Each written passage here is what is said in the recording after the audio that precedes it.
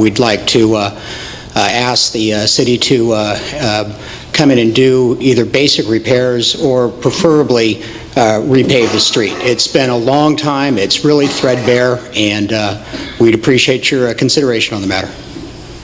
Thanks, guys. Thank you. We did have an earlier discussion about that, and I will be trying to meet with the homeowners soon to try to explain this very complex situation on street repair. So myself and staff will be working on that. Next 3 weeks, I'm on the road for conferences, but we'll work on that. So Andy Wyatt, please.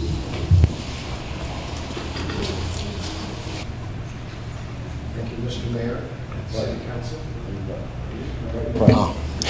Thank you, Mr. Mayor and City Council. I too live on Ventura Street, and I'm here because I'm concerned of the dilapidated conditions of the street. As we know, on the weekends we get inundated with people from over the hill, and we are starting to notice a lot more foot traffic.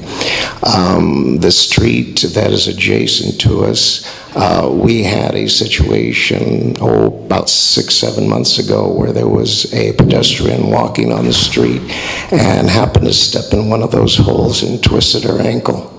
I hope that the City Council can take our problem on the street serious before we have a situation like that on the street and the city is looking at some kind of a lawsuit. But I thank you very much, and I hope that you take our concern serious. Thank you. As I stated earlier, we take it very serious, and I'll be working with staff to hopefully get out and try to explain this complex situation on our street repairing maintenance. So we'll move on from there, and at this time, there's no other public comments at the public forum, so we will go to the agenda. And I do have a couple of cards here. If there's anyone else wishing to speak, now would be the time to turn in the cards for the next agenda items. So we'll move on to the consent calendars, item 1 through 8, please, from City Council. Mr. Mayor, I'd make a motion we accept the consent calendar items 1 through 8. Second. It's been moved and second for consent calendars 1 through 8, and I'll do a roll call vote, please. Yes. Yes. Yes. Yes. Yes, so ordered, and thank you for those individuals that attended tonight for the consent items. It's always very important that they're in the audience, and I appreciate that very much. Even though it's on the consent, it is very serious for all of us to review and look at. So we will move on to item 9, I believe, correct?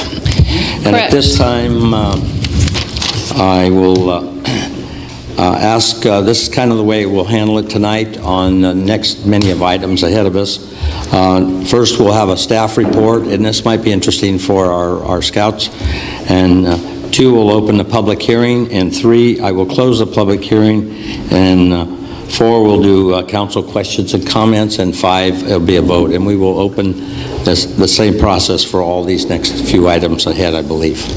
So thank you. So at this time, we will look at the staff reports for item 9, please.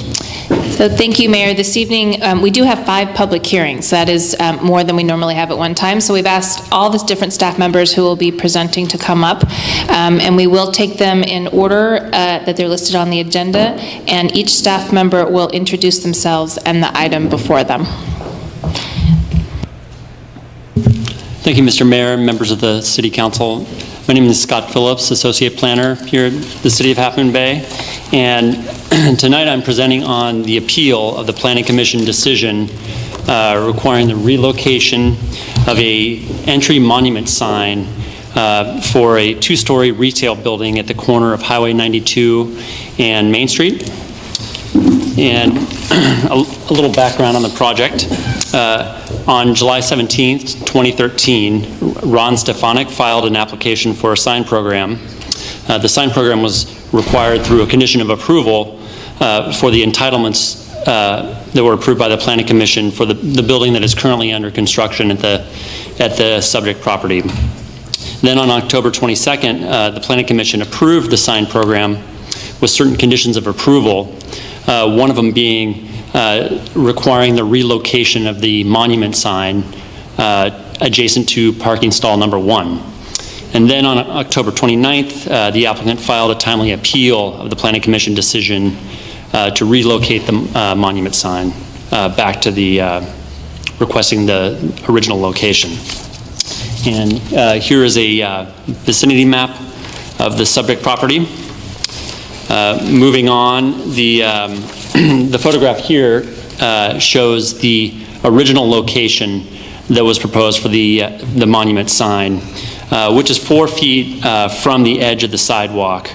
The applicant has removed the green mesh shown in this photograph to expose the mock-up. They put a mock-up of the monument sign for viewing.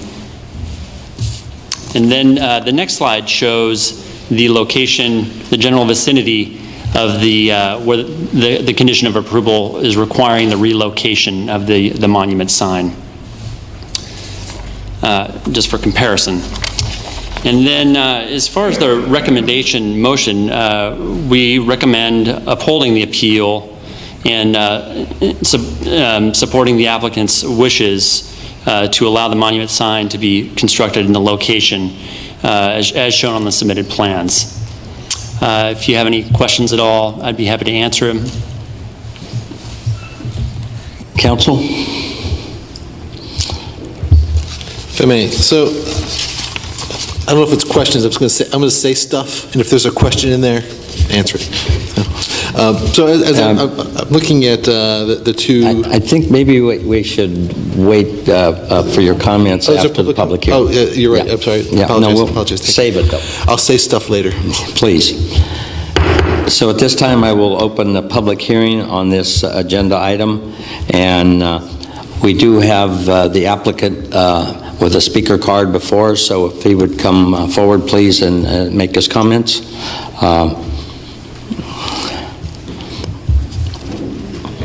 And Mr. state Mayor, your name and address, please. Mr. Mayor, council members, my name is Ron Stefanik, and I live at 238 Vallejo Street in El Granada. I believe the staff report fairly accurately outlines our position on the monument sign, and if you've read the staff report, I don't want to reiterate everything that Scott's mentioned in there, so I'm here to answer questions should you have any. Thank you. Is there any questions of the applicant? There are 2 signs in that location already, I believe. Is that correct? One on North Main Street and one on north side of 92. There is. There's one existing sign for Pilosito Square.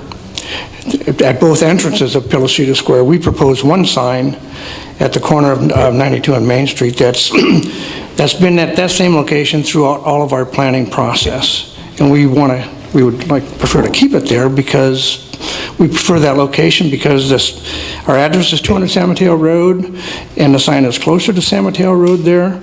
We feel that the sign is fairly low profile. It blends in with the building and the landscaping and is more visible to the public.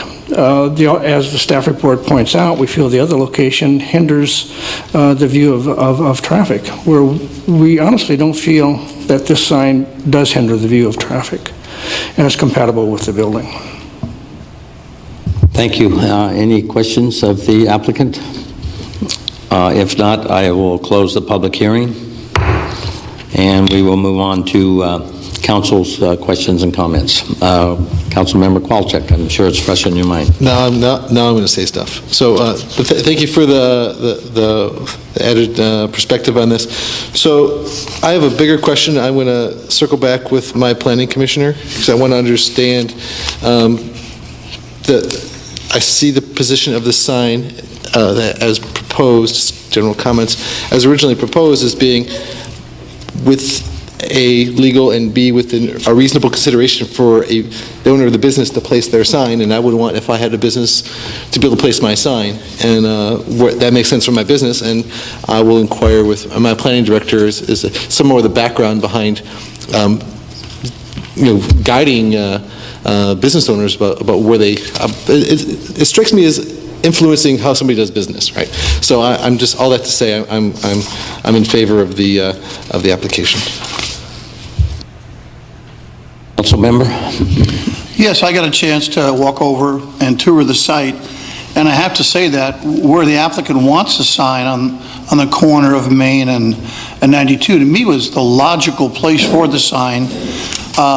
You can catch people coming down 92, turning onto Main Street, and they'll clearly see a description of what's there. So from my perspective, when I walked the site, it seemed a very logical place to have the sign. And the nice thing is there's plenty of area to locate the sign, not obstruct views or anything of that nature. So I'm in agreement with placing it in where the applicant wants it. Vice Mayor? I don't see a problem with what the applicant wants to do. I looked at the area too, and from the new information of the pictures, I don't see why there's a problem. Councilmember Patridge? I agree with everybody's comments, but when you look at the sign where the planning commissioners proposed it, it really, if you are a bad driver, and some people are, I'm not saying that I am, it does create, by the first parking stall, a safety issue for me. So I logically, when you look at where it is being located, it is in a better spot. And as it's been pointed out, it's not on Main Street, it is on Cemetery Road. So I clearly agree with the applicant that if the sign is not being a hindrance and it wants to identify on the Cemetery Road, that the sign should go there. I'm very thankful that they did not put it in the other location where Pilacita Square is at the first location when you first come off 92, because then it would have created a really jam up there. So I think this is probably, out of the three locations, probably the best one. Thank you. Yeah, my comments is it looks like it's pretty well streamlined compared to the Pilacita Square signs. It is a lot smaller, so they have shown concern there for the location and also for the size of it. And it doesn't look like it's obstructing any walkways or anything, and it's almost behind the state highway signal light pole, so they do have a little obstruction there, but at this time I would ask for a motion if the council so wishes. I move to, okay, sorry, I'm not used to being a council member, I got to get back used to this.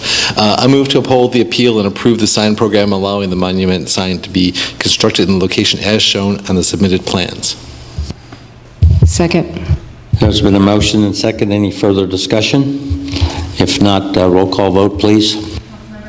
Yes. Yes. Yes. Yes. Yes, so ordered, 5-0. This time we will move on to the next item on the agenda, and I'll keep working on my paperwork here. I believe it's item 9. 10. Sorry about that. As I say, there's a lot there. So, again, we will go back to the procedure, and we have a staff presentation, and staff is getting in place there. Thank you, Mayor and Council. My name is Carol Hamilton, Senior Planner with the Planning Department. Also in the audience this evening is Jason Weiner of the SWCA, who is the project biologist and is available to answer any questions you may have. The item before you this evening is the appeal of a coastal development permit approved by the Planning Commission for the routine maintenance of citywide ditches. The appeal was filed by James Benjamin, and it has been several years since the city has conducted regular maintenance of any of its drainage ditches. This has resulted in overgrown vegetation, sedimentation, and an accumulation of litter and debris that has contributed to localized flooding and the general deterioration of our drainage facilities. This coastal development permit provides for a resumption of routine maintenance at specific drainages. The maintenance activities will include vegetation control, which consists primarily of mowing. In some locations, mowing may be done by goats where that is appropriate. If the Kehoe and Roosevelt drainages are removed from the project, the trimming and removal of shrubs and trees will be very minimal as part of this project. Other maintenance activities will include removal of sediment to promote positive drainage, repair or replacement of culverts and other stormwater facilities, and bank stabilization. The coastal development permit approved by the Planning Commission included 15 drainage locations. Staff is now recommending that the council remove the Kehoe and Roosevelt drainages from the current coastal development permit, as requested by Mr. Benjamin. This will allow the city to deal with those two drainages separately so that they do not hold up the rest of the maintenance project. All of the 13 drainages that staff is recommending for inclusion in the CDP are existing stormwater facilities. Most are roadside ditches. Contrary to Mr. Benjamin's assertion, this project does not introduce a new flood control use. It proposes to maintain existing stormwater facilities with fairly modest maintenance activities.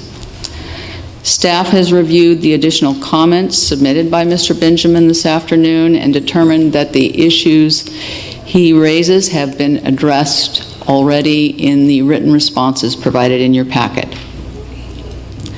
This project has been carefully designed with very extensive mitigation to ensure that it does not degrade sensitive habitat and to ensure that it conforms to all of the standards of the local coastal program. Staff is confident that the project is consistent with the LCP and that it will not result in significant environmental impacts. Staff recommends that the City Council deny the appeal, adopt the mitigated negative declaration as complete and in conformance with CEQA, and approve the coastal development permit for 13 drainages, eliminating Kehoe and Roosevelt, in conformance with the findings and conditions included in attachment 1 of the staff report. This concludes staff report. Thank you very much. At this time, I'll open the public hearing. The public hearing is now open. Excuse me for my voice here. We do have a number of cards, and the first one we will call forward would be Paulette, please. Come forward. And I believe the next two are family members, so you're welcome to come up together or whatever you would like to do, and I will share the time with both of you. Okay. Thank you. Mayor I'm sorry, may I interrupt? There's a procedural issue, and our attorney would like to recommend that the appellant speak first. Oh, I apologize, there's no card for the appellant. Okay, but he does have the privilege to speak first. Well, he should fill out a card, but I assume Mr. Benjamin would like to address the council. I would recommend that he be allowed to do so first, since he is the appellant. The appellant is here. I apologize.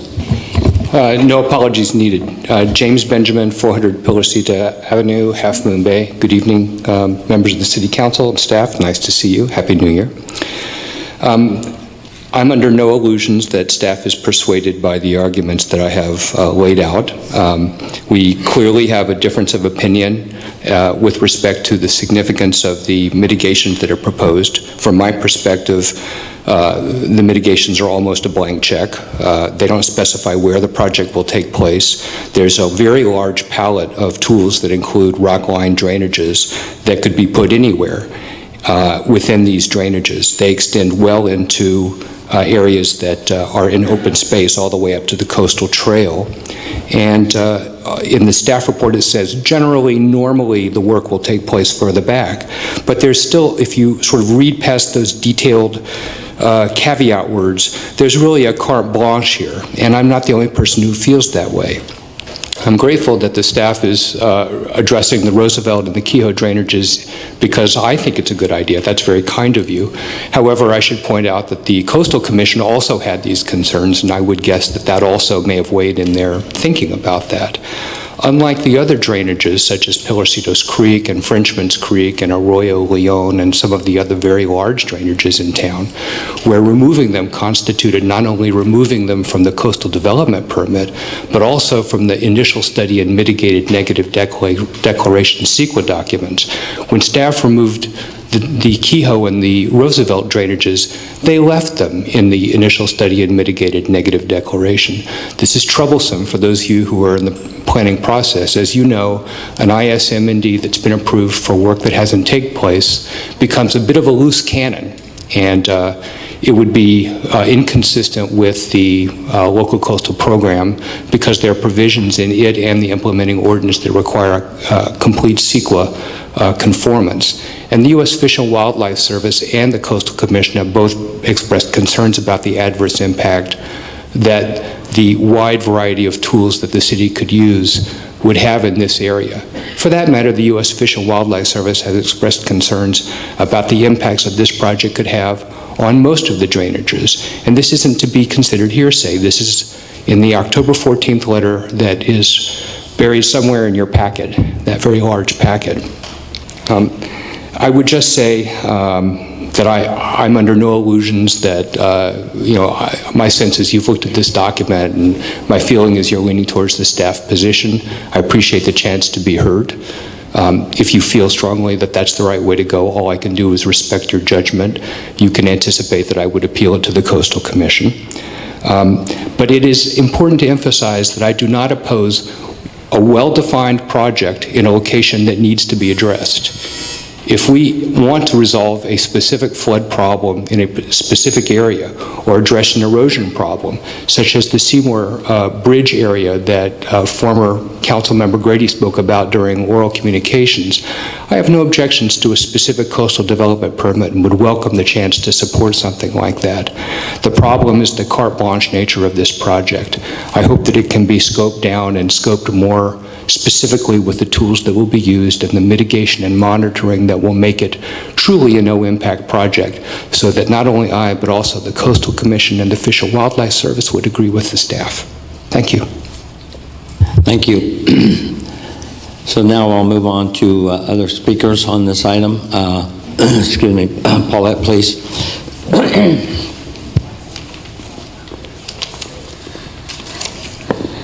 All right, I try to make sense of all the verbiage and try to come up with like what it is that people are really saying. And so I want to make sure that I really understand that this citywide drainage ditch is now, you're recommending take out Kehoe, take out Roosevelt. Of course, Kehoe is what I'm concerned about. I've only been talking about it at every single meeting, whether it's the Planning Commission or the City Council meetings. So far, I'm still not hearing a plan. Now, the city has been responsible for creating this mess called the Kehoe Ditch, and I have not heard a plan as to what it is you intend to do. There was some hope with the citywide drainage that at least maybe some minimal maintenance would be done on the ditch as it is. We know it's not viable where it is right now, but overnight, I know you're not going to create a new ditch overnight. So in the meantime, we've got this overgrown mess with debris and everything else that's in there, and I'm not hearing anything about addressing it and what you're going to do. That's what I want to hear. Thank you. Thank you for your comments. Next two cards, whoever would like to come first, please. State your name and address, please. Good evening, Mr. Mayor, council members. My name is Christine Valanis. I live at 403 Kehoe Avenue in Half Moon Bay. And I'm here as your neighbor. I'm also here as a citizen, but I'm here as your neighbor. A little over 2.5 years ago, my wife and I bought the house on Kehoe, and one of the things that we thought was really great about the house was the fact that we backed up to city property, and thought, wow, great, we're going to have a good neighbor back there. But as you know, sometimes you buy a new home and you go in and, you know, you start cleaning out the closets and you start putting the paint on the walls and you start to realize the hole in the wall and the nick here or there, and such as with the ditch. As I, went out there to clear, hand tools only, some of the debris that's back there to, in my backyard, you start to notice things, and then as we've had conversation as neighbors, and I realized that the erosion is so bad that it's now within 2 to 3 feet of my fence in some areas where the ditch has caused erosion into my yard. There are 3 trees that have already fallen over due to the fact that the dirt around them has gone away. And I have a very, very, very tall, I can't even tell you how many feet tall it is, eucalyptus back there that if that falls, could do some substantial damage to my yard. So I'm hoping that as a good neighbor, that you guys will do the right thing and take care of that. I hope that you don't take it off a maintenance path, or if you're going to take it off of that, that you have a bigger project in mind to really deal with it, whether it's to move it or to shore it up or something. But as your neighbor, I'm concerned about your ditch encroaching onto my property with the potential of major damage. Thank you very much for your time this evening. Thank you for your comments. Raina, would you like to come forward, please?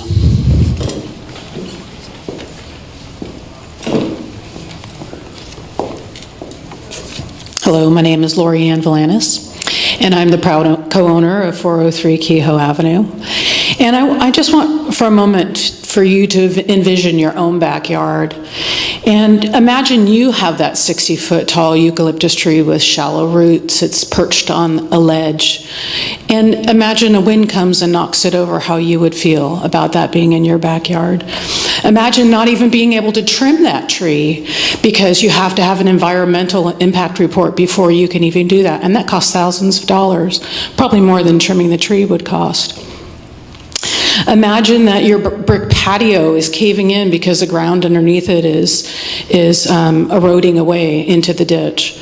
Or imagine not even being able to use power tools because you can't trim your trees, you're too close to a protected habitat. Imagine this in your backyard. Imagine if you wanted to do solar energy on your home, but you're limited because the trees are shading and your roof, and so you can't trim them. So you're limited how much solar power you can put on your new home.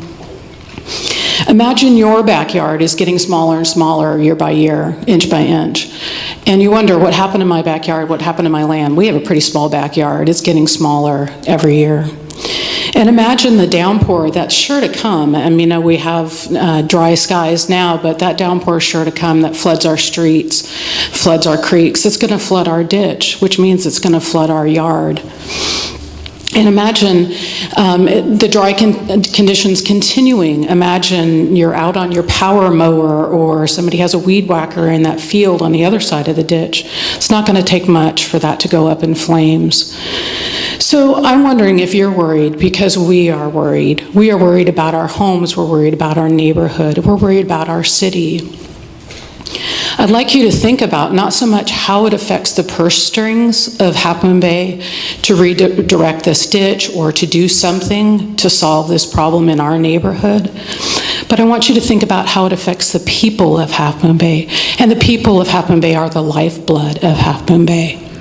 I live in a neighborhood with a lot of very civic-minded people, and you have to think the power behind these people, what they can do for the good of Half Moon Bay.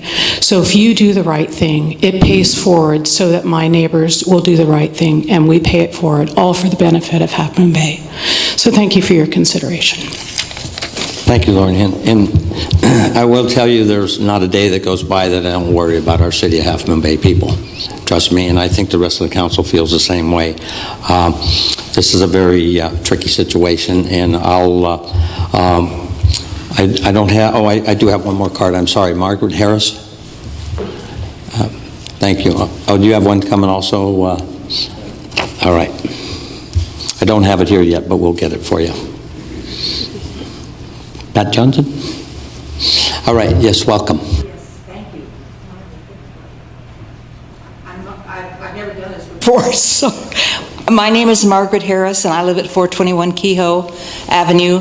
I've lived here since over 30, I'm getting up to 35 years, and I've lived by the ditch. It's an interesting thing to look at. We see all sorts of kind of animals, and raccoons and cats, but my main concern is that since the annual or biannual or whatever maintenance plan that used to be in effect when I first moved here in the late 70s and the 80s, that fell away, probably because it cost too much money. And so what has happened is that the ditch is absolutely full of all sorts of greenery and trees and weeds and broken logs. And the rain is going to come back. And I'm just really concerned about what's going to happen to the entire ditch when we get a biggie, when the rain comes back. So my question is, or my suggestion is that somehow or other the ditch be cleaned out and on a regular basis. Thank you so much. Thank you, and I will tell you, we work very hard to try to clean that ditch, but as I said, there's a number of issues that we will discuss. Yes, I do know that because I was there when it was being cleaned. Next, I'm sorry, Pat, I was looking at item 11. Patrick Johnson, please.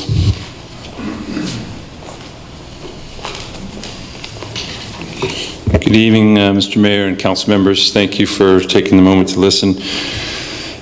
I've been part of this ditch committee for probably 10 years now. Naomi and Marina, you know that, and this is just old. It's getting really old. I'm the only last survivor. If you notice, these are all new neighbors. These are all new neighbors. I want to point that out. Franca has moved. Everybody has moved. They're frustrated. They're out. They're gone. We have new neighbors, new lives, new people. And guess what they're saying? The same thing 10 years ago. It hasn't changed. We're looking for you guys to help us. I don't know what to tell you. I'm really frustrated. As much frustrated as you guys are on your end, I'm really frustrated because they come to me and say, Pat, why can't you do this? I go to bed at 9, 10. I can't do these meetings. Margaret, I want to say thank you. She came tonight. She's been here for 35 years. She's one of maybe 10. And they just can't do it. So I'm going to speak on their behalf. Their patios are falling down. You've heard this before.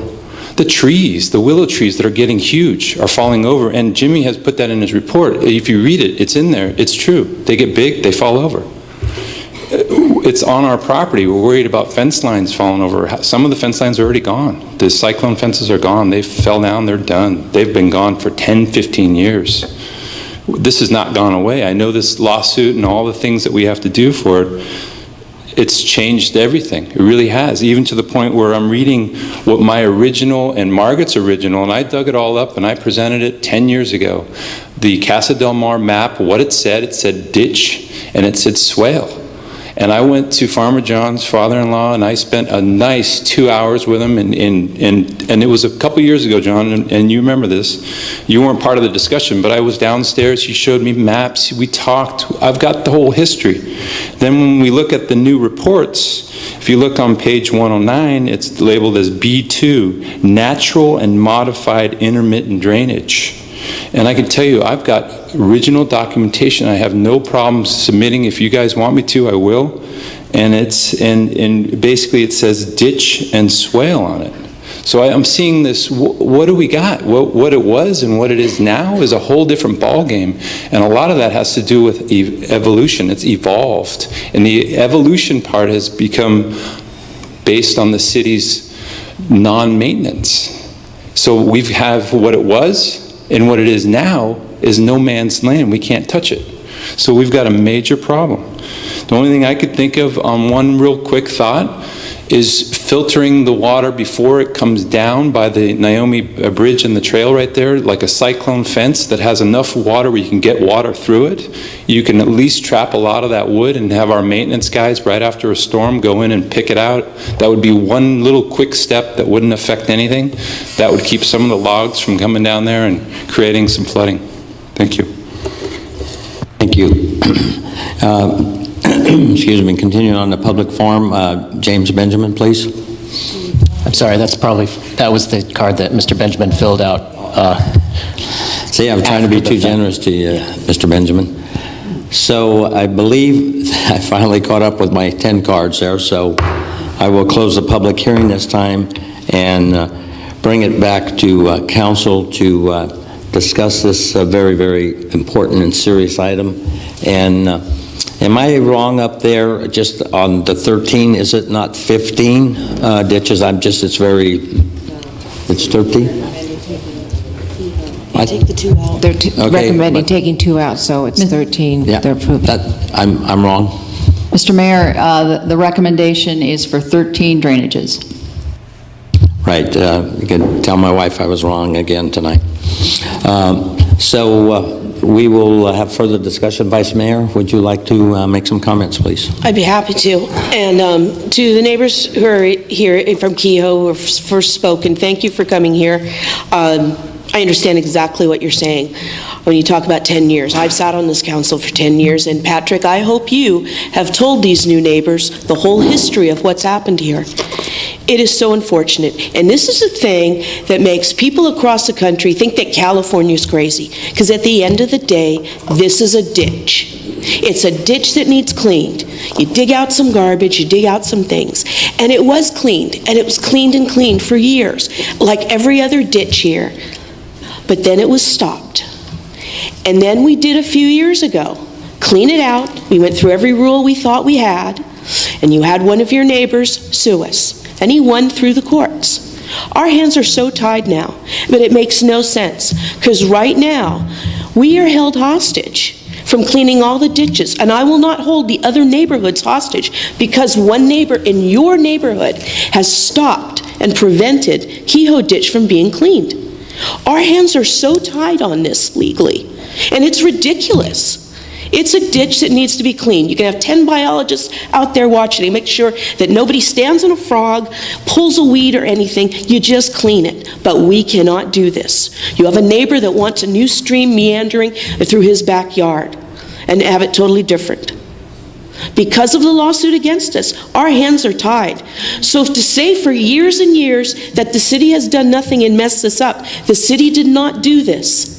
The city has tried everything to clean this ditch in many different ways, and it cost us a few years ago $300,000. So now we have to listen to the Coastal Commission, and we have every agency involved. And I hate this because I do understand what you're going through, because it's your backyard. You want to be able to put a deck. You want to put a little house back there, a garage, whatever.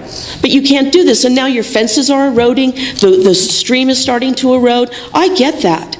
But we have tried all kinds of different ways to clean your little ditch in your backyard. But because of one neighbor, he has thrown all kinds of technical things into it that has made this huge monster of an issue. So we have to follow so many different agencies, but we cannot let the rest of Half Moon Bay suffer because of what one neighbor in your neighborhood has done to prevent the cleaning of your ditch. It's very difficult. We're going to have to wait and wade through all kinds of legislative procedures before we can tackle your ditch. So when you say we don't have a plan, we had a plan for so many years and we worked on it. But we were sidelined and trapped because of one of your neighbors. You can disagree with me all you want. We have lived with this because the only thing we want to do is clean a ditch. That should be pretty simple. But it's one of the most impossible things because we live where we live in a California coastal zone. And as people think that is so crazy, why can't you clean a ditch? You can read the stacks of papers we all have here. It's a very frustrating situation. I absolutely agree with you. But our hands are tied at this moment because we have a set of procedures that we have to go through. So in order not to hold everyone else hostage in town, we've got to let those ditches get cleaned up. and we're going to have to go back and address yours. It's unfortunate, and I'm so sorry to see this happen. Thank you. I want to read something, and I had it approved by the attorney so that I don't get in trouble. And I totally agree with what Marina says. Tonight, when we got to the council meeting, we were handed 2 more attachments to the appeal of the Kehoe ditch. And let me tell you, I've been on this council since 1985, when we used to clean the ditches, and then we were stopped from cleaning the ditches. The last time we went to clean the ditches, what happened was one of the workers had an electric cutter. So that was the thing that started the whole thing. They said we could clean it manually. Well, one guy went in there with one electrical thing by accident. It wasn't that he did it. He figured since it was a small saw, it would be okay. So I want you to listen to what I'm reading to, because this is frustrating for me, because I totally believe in people's rights and people's property rights. I have appeared before the Coastal Commission many times fighting for people's rights and for their rights to build. So listen to what I had sent out, and I want you to listen to the facts. Just a minute, I'm not really good with my phone. Oops. On December 3rd, we had an afternoon meeting with representatives of the Coastal Commission, U.S. Fish and Wildlife, Natural Marine Fisheries Service, Army Corps, and California Fish Wildlife. At that meeting, we were informed that those agencies had met with Mr. Benjamin earlier that day to hear his concerns about the proposed maintenance activities in Kehoe Ditch. At that time, Coastal Commission staff indicated that they had reviewed the proposed maintenance program and were comfortable with most of it. But given the litany of issues Mr. Benjamin had raised in his appeal to the Planning Commission, which he apparently copied Coastal staff on, it made it difficult for them to make a finding no substantial issue if Kehoe and Roosevelt are included in the project.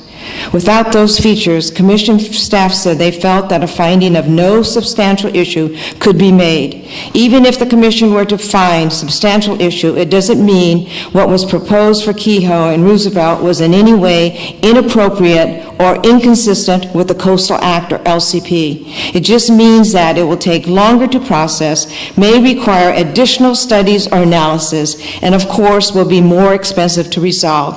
So our approval of the staff recommendation will unfortunately mean that no maintenance will be done to Kehoe and Roosevelt ditches for at least another winter, maybe more, who knows. It will enable the project to move forward for the other ditches. A CDP for maintenance of Kehoe and Roosevelt could still be processed as a separate permit. So this is what staff has recommended, and this is what I think we need to do. I do not, as Marina says, I don't want the other ditches to get into the same kind of situation that we're in with Kehoe and Roosevelt. It's ridiculous. You know, it's just too bad that we just can't let go. You know, we had an agreement with Mr. Benjamin, and now he's appealing his thing that he won and we agreed to. So I'm just really beside myself. I usually don't get this angry at the podium, but let me tell you, I am really angry tonight because we had an agreement. And let me tell you, as a coach that I've coached little kids, I do not like people when they go back on their words or they lie. And this is exactly what happened tonight. So I'm really upset. Thank you for your comments. Councilmember Kowalczyk, Alfano. I think it goes without saying, I have the same feelings as both of the Vice Mayor and Councilmember Partridge have expressed. I mean, I've sat down in your living rooms and talked to you, and at the end of all of the time and the tour of the ditch in your backyards, I thoroughly understand where you're coming from, and yes, I see you guys as neighbors. I mean, that's why I think we've taken the time to meet with you and trying to find a solution. But I made it very clear when we wrapped up, we needed to put Chapter 1 to bed. We needed to put the lawsuit to bed. That has to go away. We're talking about a retroactive CDP, Coastal Development Permit, from 4 years ago. Why would there be appeals on a permit that would have happened 4 years ago. I just don't see the logic here. And as I said to you, that needs to get put to bed, gone. Then we can begin to look at solutions for Kehoe and for Roosevelt. So I'm in agreement with the other two council members. We can't hold the other 13 ditches, waterways, whatever you want to call them, hostage. We have to, in agreement with the Coastal Commission's recommendation, get them moving, get them taken care of, and then we have to attack your problem. We need somehow to find a way to stop this cycle of litigation. We will never fix this problem if every time we take any action, there's litigation. It's an endless cycle. It needs to stop. You know exactly where I'm coming from. So we'll do whatever we can to continue to work with you, but I think you all know what the answer is. Thank you. Councilmember Qualchuk. Yeah, thank you. This is particularly troubling, and I'm so glad the Vice Mayor and Councilmember Patridge spoke first, because I couldn't have as eloquently captured the history of the situation, but I share the frustration. We want to maintain this stupid ditch. You want us to maintain this stupid ditch. Maybe you can help us get through this logjam, but this is the situation we're dealing with. Our hands are tied. We have to follow a very methodical procedure, and every time there is an appeal, there is another methodical procedure we have to follow, and it is stalled, and it's hurting the community. I don't like it, but I have to abide by it. So I can't be more clear than that. I'm going to approve cleaning the 13, but I want to approve cleaning the 15. And maybe we can find some other way to get momentum on the other two, and I'll continue to work with the council and our staff to push that forward, but I'm not going to step the 13 because we're pushing against the one. But look, I hear unanimity up here that we want to maintain this ditch. We want to get out there and do what we've done for years, and just get any obstruction out of the way. Maybe you can prevail on that front, because we have to abide by a methodical process by virtue of the circumstances over the last couple of years. So I'm going to approve this. Thank all of you for your well thought out comments, and for the public's comments also. As our fellow council member stated, this is a very serious thing, and it's more than just cleaning the ditches, as our commenters have stated. It's about how are they going to be able to preserve their property, and how are they going to be able to preserve what is near and dear to them around them. And as a homeowner and a property owner, I mean, there's nothing more important other than family than preserving what is really rightfully yours. And so that's a whole nother plan that, as one of the commenters mentioned, that we will have to go through. But as the council said, we have been through a very ticklish situation on this Kehoe ditch for a number of years, and we all understand the reason why. And there has been some minor mistakes made, very minor, but we've responded to those and paid up accordingly. Personally, on ditches, I mentioned here months ago that as chair of the water board, by June of 14, and staff will take note of this, we have to reduce trash by 40% in this city. And most of the trash is in storm drains or storm ditches. And so I'm encouraging our staff, when we get to move forward with the 13 that we're able to clean, we document how much trash is coming out there, so when it comes back to the water board, we understand that credits are being made on this process, and I think that's very important. But more so, I think from a legal perspective, and the multiple agencies that our staff has met with, I'd like to just ask our city attorney possibly to make a few comments on this. And it has been stated this evening by the appellant that it will be appealed to the Coastal Commission, and that will be a lengthy process, I'm sure, and a costly process. But we have to look at the public's right to do this. And just a little bit of your comments, please, City Attorney, and your expertise in this. Yes, thank you. I mean, I think if you look at attachment 7 to your staff report, it's a letter from Coastal Commission staff in which Coastal Commission staff suggests that removing Kehoe and Roosevelt Ditch from the project will facilitate a more streamlined review of the appeal that's already been promised. And so that is consistent with our meeting with all of those agencies, Coastal Commission, U.S. Fish and Wildlife Service, National Marine Fisheries Service, U.S. Army Corps of Engineers, and California Fish and Wildlife Service, where we discussed the ditch maintenance program. It was explained to us that they believed that that the mitigation measures and the maintenance proposed for the other 13 drainages were appropriate, and they had no concerns with those aspects of the permit. But just given the issues that were raised in the appeal on the Kehoe and Roosevelt drainage, it makes it more likely that they'll make a substantial issue finding, which basically means that it will take a lot longer to process the appeal. They could ask for additional studies. And if you recall our experience with appeals to the Coastal Commission lately, they languish there, sometimes for years. Their feeling was at the meeting that if just the 13 drainages are included with the mitigations that have been, I should say, the mitigations that have been set forth in excruciatingly painful detail in the initial study and the mitigated negative declaration. I mean, it's astounding to me how complete they are, that they felt that they could issue a finding of no substantial issue. That doesn't mean that they're bound by that. That specifically is not reiterated in their letter, but that was the indication that we got at the time. So, you know, I think staff views this as a regrettable recommendation and certainly understands the frustration of the residents, but believes that in the interests of the city as a whole and to get some maintenance activities moving on these ditches before we start to get a real significant rainfall year, this is the best we can recommend for tonight's purposes. Hope that answers your question. I'm happy to answer any follow-up questions or comments you have. Councilmember Kowalczyk, to the City Attorney.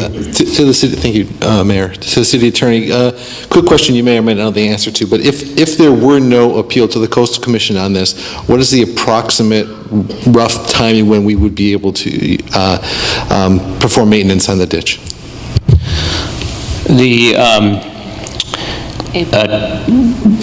Oh, that's true. It would be this spring, so it would occur during the next dry season. The permit becomes effective within 10 days if it's not appealed. We send a notice of final action to the Coastal Commission. They have another 10 days for the Coastal Commission to appeal it. So that's our process. Okay. Spring. Correct. This year. Yeah, and I should just reiterate that. Right. Yeah, I understand. I just want to be really clear. If there's no appeal, spring. I mean, that's what we keep saying over and over. Untie our hands a little was my point. Thank you, Tony. I would just reiterate that as the staff report indicates and has already been pointed out, we could proceed and process another permit for Kehoe and Roosevelt drainages. But given the length of time it's taken to prepare this item and fairly reasonable likelihood that that would be appealed again, it's pretty much assured that the action that is recommended tonight will result in no maintenance being done this dry season. So at the earliest, it would be the summer of 2015. Thank you for your input. Thank you. Thank you. And I want everyone to understand how serious we do take this issue. And, if we were king and we could swing our magic wand, we could hopefully resolve this issue. But it is a very complex issue. And it's something that, again, as I stated, we all take it very seriously. But, we have rules and regulations and procedures in California that every individual is entitled to follow. And this individual has decided to take this path. And so we have to ensure that we legally continue to follow what is recommended to us, so we do not get in another lawsuit situation where it will cost the residents of Half Moon Bay hundreds of thousands of dollars. And I also, when we have to make a vote, I have to vote for the betterment of all the community, as hard as that is for me to say to my neighbors and friends. But we do have to clean these ditches. And it's so unfortunate, as I'm not going to beat a dead ditch down, but it's so unfortunate that we could not move forward with this at this time, but we do have to move forward with the other ones. It's simple as that. And so at this time, I would like to ask Vice Mayor, unless you have a comment, Vice Mayor would like to make a comment or a motion?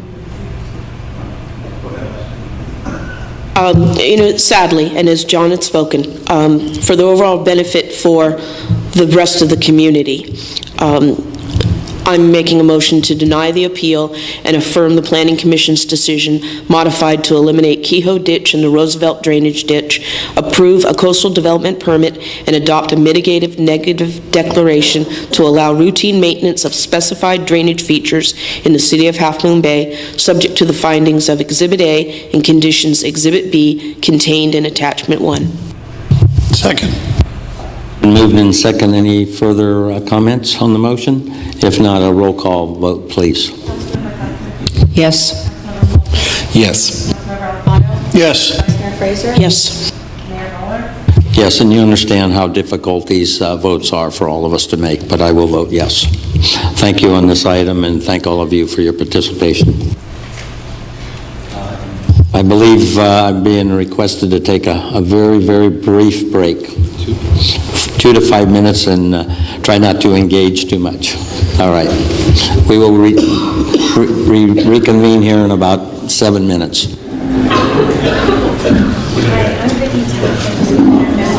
Thank you for all the hard work. I'm sorry, it's obviously devastated,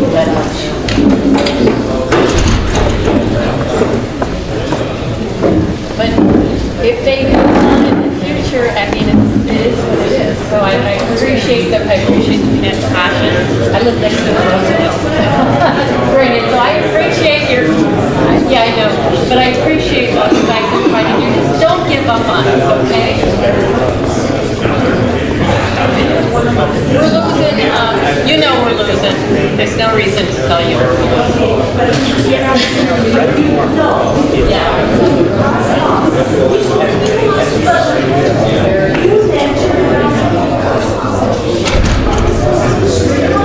Oh, God bless you. I know this is hard. I can hear it in your voices, and I know there's a lot of passion.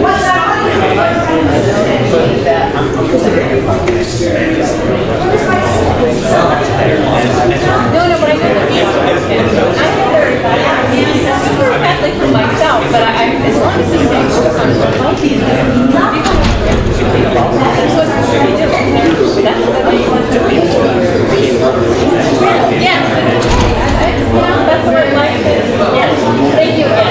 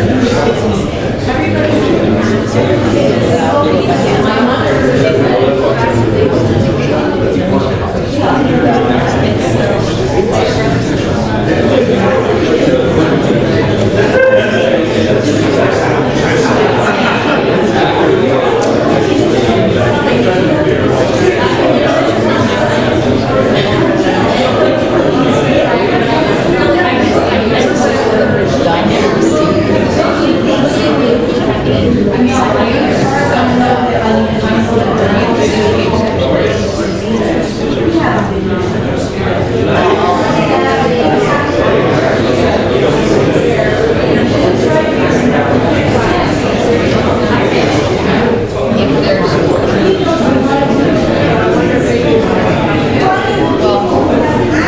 question is whether it's a discretion, if there is a discretionary action, then you have a decision. And I don't know.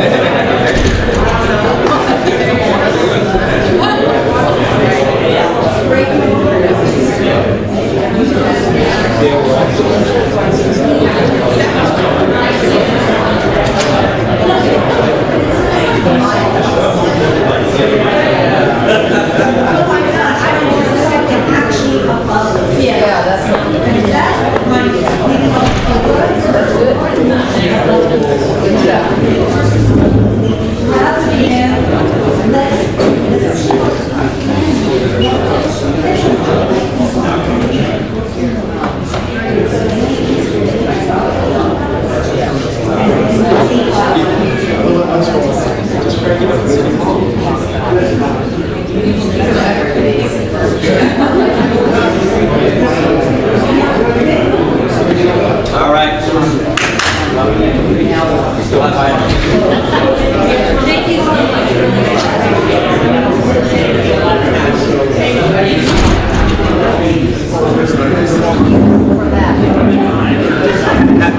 How are these two parcels merged?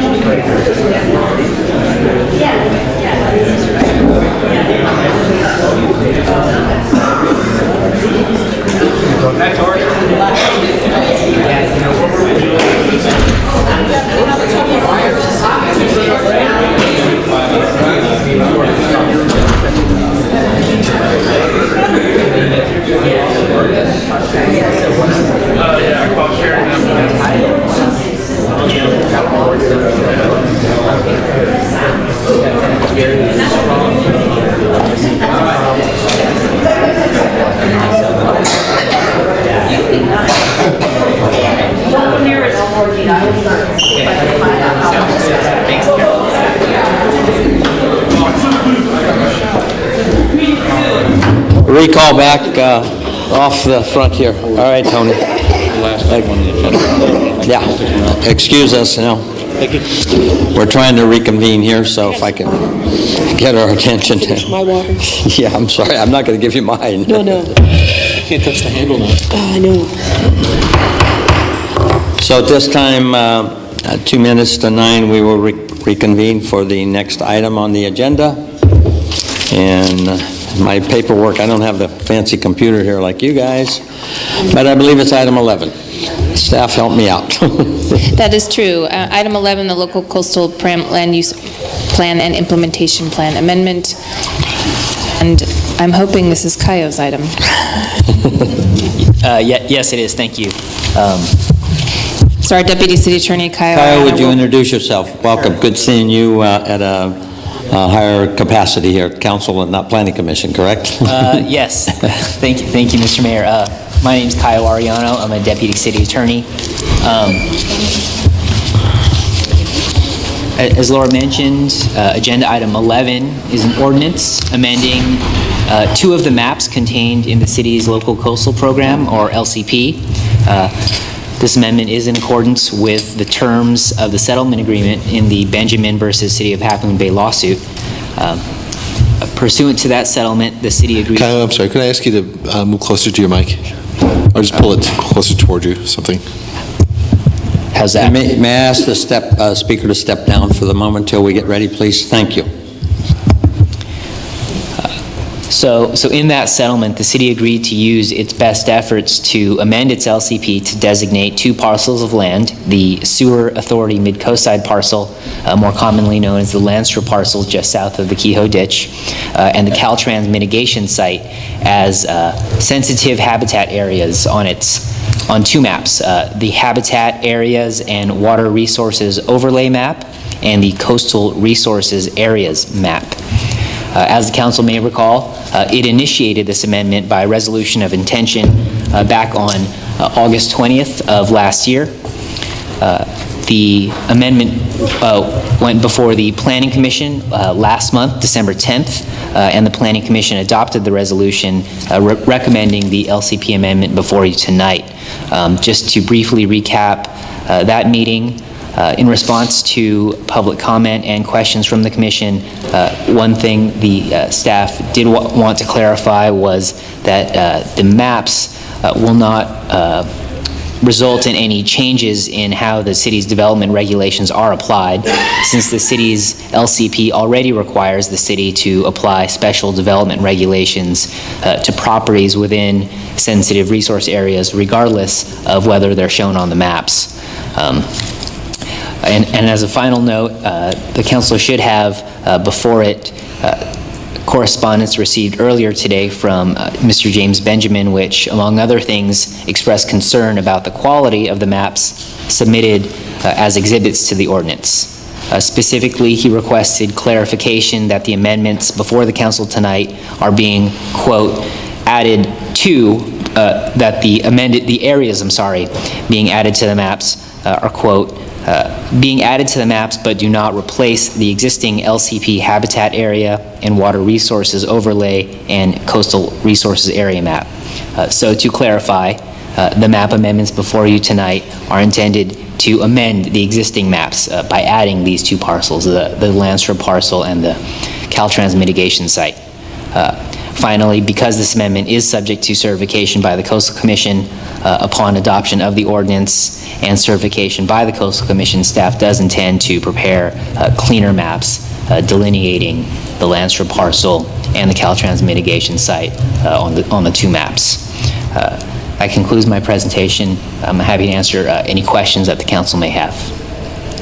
Yeah, I'd like to ask either you or the city attorney just a procedural question before I open the staff.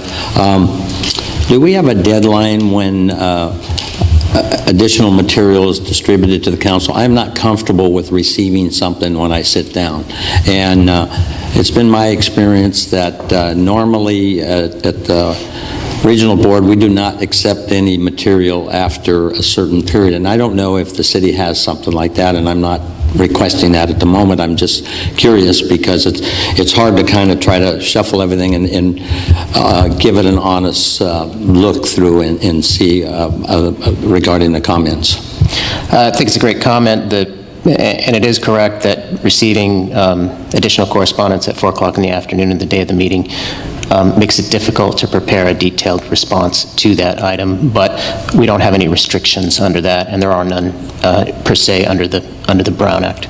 I've heard some agencies have adopted procedural rules to limit that, but it's not very common. Yeah, and the reason is I'd like to definitely give it a fair reading, prior to getting here with over 800 or 1,000 pages that we kind of tried to read this weekend in between coughing and everything. So at this time, I'll open the public hearing, and my first speaker will be James Benjamin, please. Thank you, and sorry to jump the gun, Mayor. Still James Benjamin, 400 Pilocitos Avenue, notwithstanding the blistering comments from the last item. I want to express my concerns on a couple of points that maybe I can just walk through in the letter, which begins with a fidelity to the settlement agreement we had, which called for an amendment that these areas were habitats that contain or support listed species. And somehow, in the process of introducing the amendment, as I have discussed in earlier letters, so this is not new, the word likely appeared, that it was likely to, these areas were likely to contain or support. And that is not consistent with our agreement. I think a careful reading of the agreement will confirm that. Second, the concern with the adequacy of the maps wasn't just the question of addition versus replacement of those maps. It was that when you look at Exhibit B, the references to the Caltrans mitigation wetland does not appear. And at the Planning Commission, this item was raised. Planning Director Ombo pointed out that the bedspread version of the map would show it and not to worry. And in my letter, I suggested that I hope that that map would appear so that we could view it and know what was being transmitted to the Coastal Commission for certification. I should say that I support the amendment. Then I had a chance to look at the map earlier this evening with the planning director was good enough to give it to me, and it actually doesn't show any of the areas. So I remain concerned that the exhibits, any exhibit that you have to act on tonight, needs to show the areas that are referenced. There's a nice mention of it in Mr. Kandati's report, where he has a map at the top of page 3, I think it is, that lays those out. But that's not the map that's referenced in the resolution. And then the underlying issue here is what constitutes a resource. It's not the frogs or the snakes, it's the habitat that supports them. That's what the resource is. And it's difficult to describe the land as likely to be the land that you're describing. It is the land that you're describing. Those are the core elements of my letter, and in the interest of brevity, I'll stop there. Thank you for the opportunity to address you again, and if you have any questions, I'll be happy to answer them. Thank you. Well, our next speaker, Patrick Johnson, comes forward. City Attorney, when it comes time back to staff, I'll have you respond to those comments for me, please, and for us. Patrick Johnson, 431 Kehoe, speaking as a resident, long-term resident on Kehoe. This item that you're seeing now is something that I've recused myself on all and anything that has to do with Kehoe or the ditch. I want to be clear, I've always been spoken and as a resident. That's how it's been. These maps that are going to be coming forward to you and delineating and showing the Kehoe ditch and also our properties is something that I brought up 10 years ago also. If you probably remember those photos that I showed you of Amy Yates and my house and a couple other people's homes, as you go further down towards Jimmy's house, they get smaller and smaller and smaller, and you've got the 50-foot drip line buffer lines. Those buffer lines, as you remember in those photos, went all the way to our driveways where my vehicles parked or people's cars. So you're going to have these habitat zones that are being shown all the way out halfway into people's homes, in their bathrooms, in their kitchens. And that's basically going to do a lot of, you have to get workshops done before you can do any construction. You have to make sure that biological assessment's done, which is really expensive. To trim, you heard some stories, just to trim your trees you can't do. It becomes a major stopping point for anything if you want to maintain your home. Legally, you can go over the edge and just say you really can't even mow your lawn because that's motorized. So I know I'm going a little overboard, but I just want to point that out. These are all things that Mr. Benjamin, my neighbor, has brought forward in this litigation and has really made everybody out there very frustrated. I want you to know, to answer your question, Marina, and you don't need to respond, I'm not asking for anybody to respond. Yes, we've drilled and we've drilled. And when we say that, I've got a book this big on all the stuff. Everybody's been educated. We've tried to work with Jimmy. We've had him at Paulette and Walter's homes. We've tried to, what Mr. Alifano has said, in his meetings, what is it that you want so we can just sign you off? We're doing that ourselves. I want to be clear with you guys on our end. Yeah. I'm just saying what we're trying to do. Excuse me, Mr. Johnson. Yeah, just make your comments about the applicant and not personal names, please. I think I'm just going to pull back. I'm frustrated, and I'm going to pull back. As frustrated as everybody is here on this side, I'm as equally frustrated, and so are my neighbors. And I think from this point on, I will not comment any more on this subject. I'm just going to pull away. I'm going to live at my house. You'll never see me at the mic again, because this is just getting really old, and how my property rights are being taken away slowly, slowly, slowly. Thank you. Thank you for your comments, and thank you for your dedication to this issue. Next, I will go to Mr. Damon, I believe it is. Yes.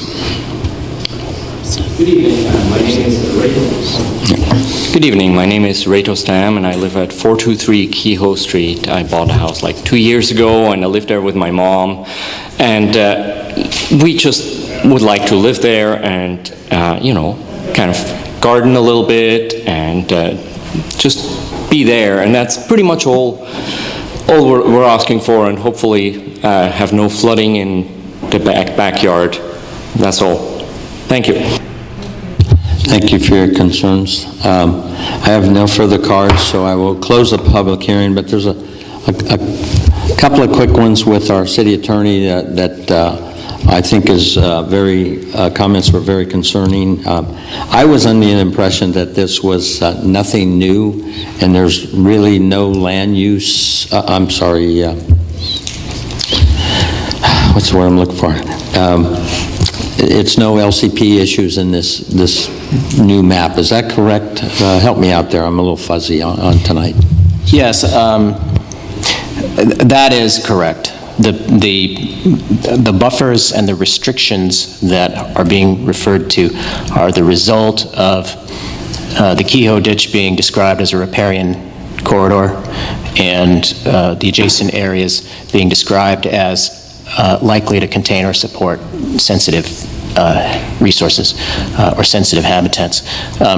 Under the city's local coastal program, the fact that those features are there gives rise to the buffer zone restrictions. So adopting this map will not increase the level of regulation that goes on with the adjacent property owners right now. The fact that the Kehoe Ditch has been identified in this litigation as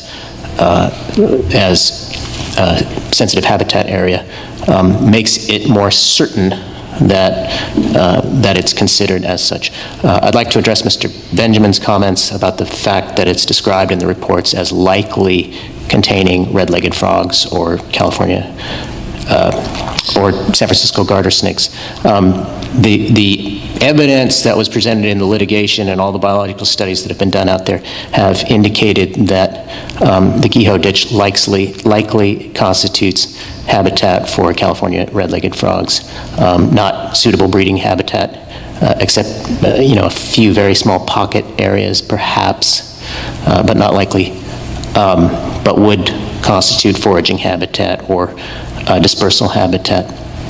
And since there have been California red-legged frogs documented at the Caltrans mitigation site, it's within the dispersal range of California red-legged frogs. So that's the basis for that. In the litigation, the court looked at those reports which concluded that the ditch likely constitutes habitat and made the conclusion that it does in fact constitute red-legged frog habitat. So that's a new issue that came up in the litigation.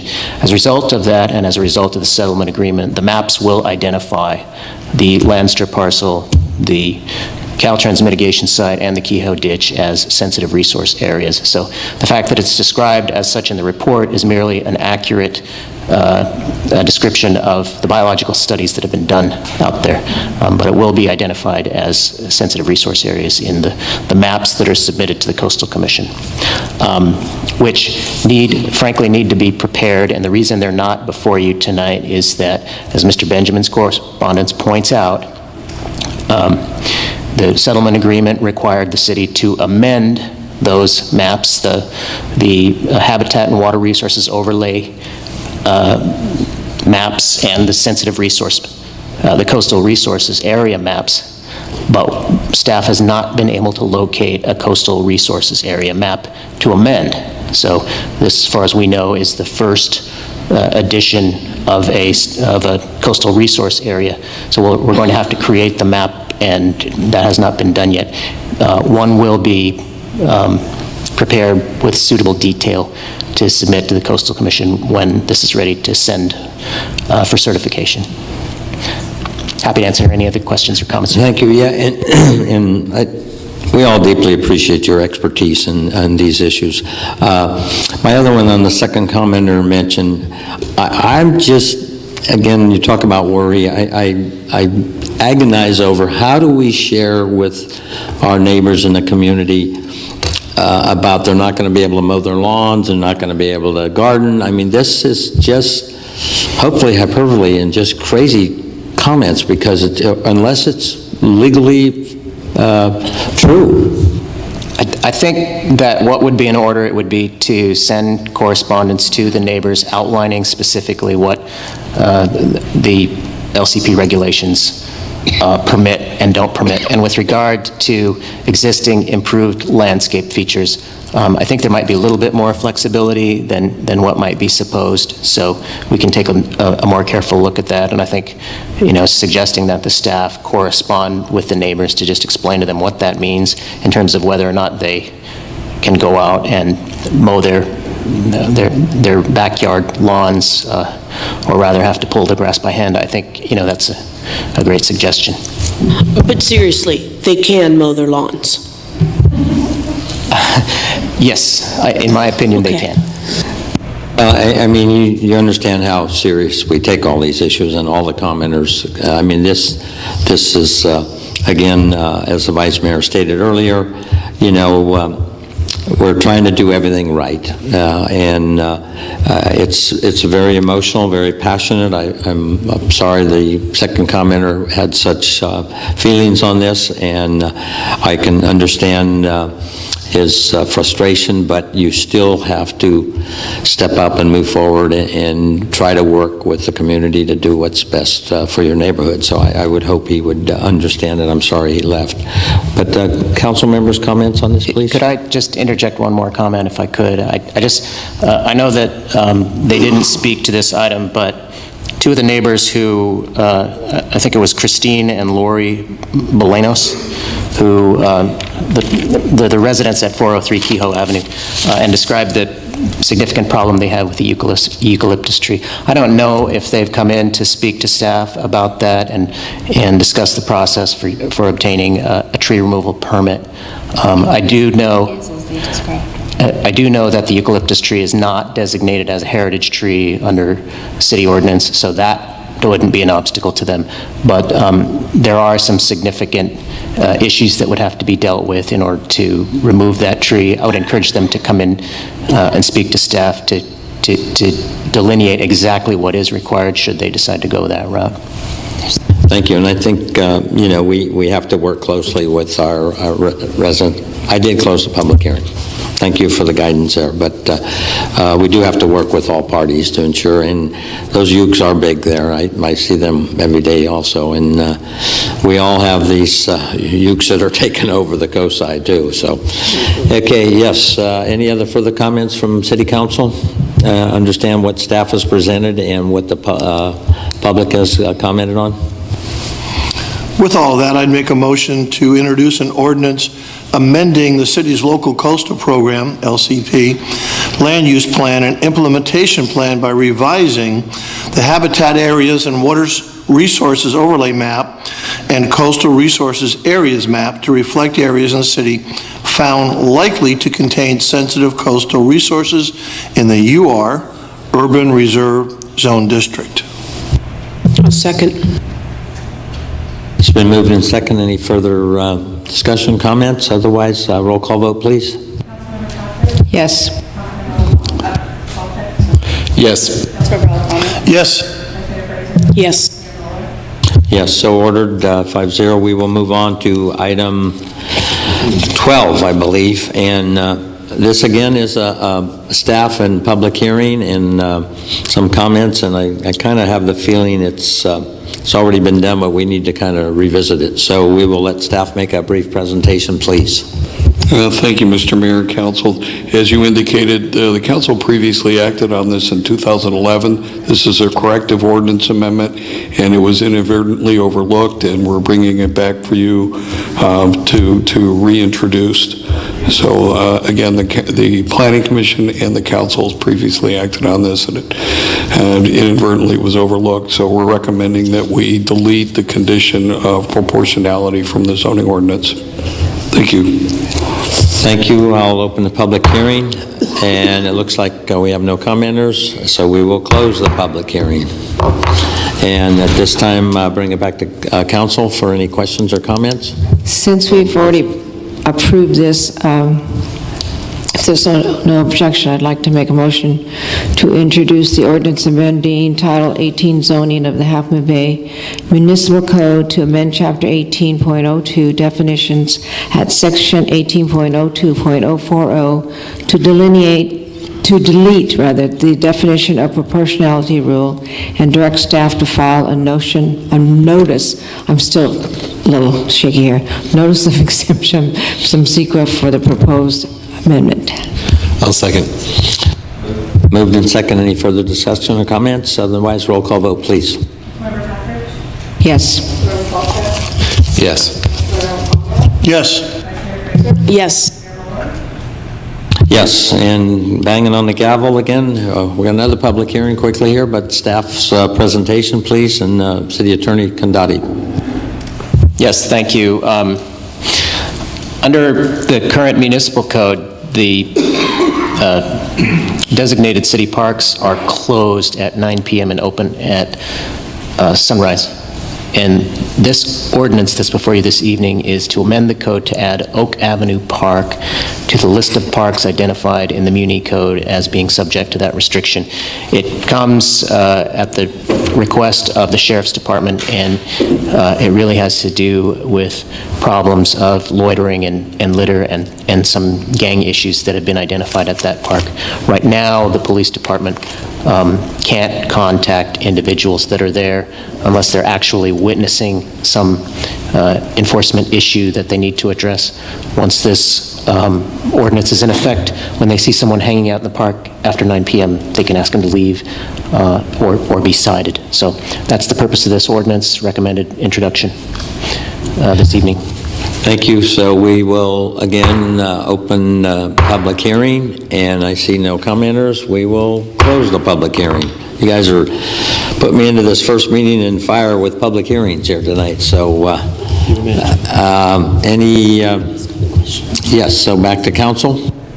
I have a question for the attorney. Mr. Kandati, on the ordinance, do we have to list all of our parks, or can we just say city parks? I mean, it would seem like every time we add a park, we have to come back and amend this ordinance. Is there any way to do this so that we say city parks? We could do that, and that question was brought to my attention this afternoon. Quite frankly, it just didn't occur to me. But my recommendation would be that you go ahead and introduce this ordinance, and when we do our cleanup ordinance coming up in a couple of months, I'd be happy to throw that in there as a common sense cleanup item. And thank you for bringing that to our attention. Very good. Any other questions or comments on this? Otherwise, I would entertain a motion, please. I would introduce the ordinance amending Chapter 9.13 Park Regulations of Title IX, Public Peace, Morals, and Welfare of the Half Moon Bay Municipal Code to include Oak Avenue Park. Second. Moving second. If not any further discussion, we will go for another roll call vote, please. Yes. Yes. Yes. Yes. Yes, so ordered, and I think we're done with public hearing. Correct? So we'll move on to the Granada. And Alex, thanks for hanging in there. We're keeping this meeting going. Your wife will have a baby by the time we finish this thing. I guess I'm the official closer for tonight's evening. The closer.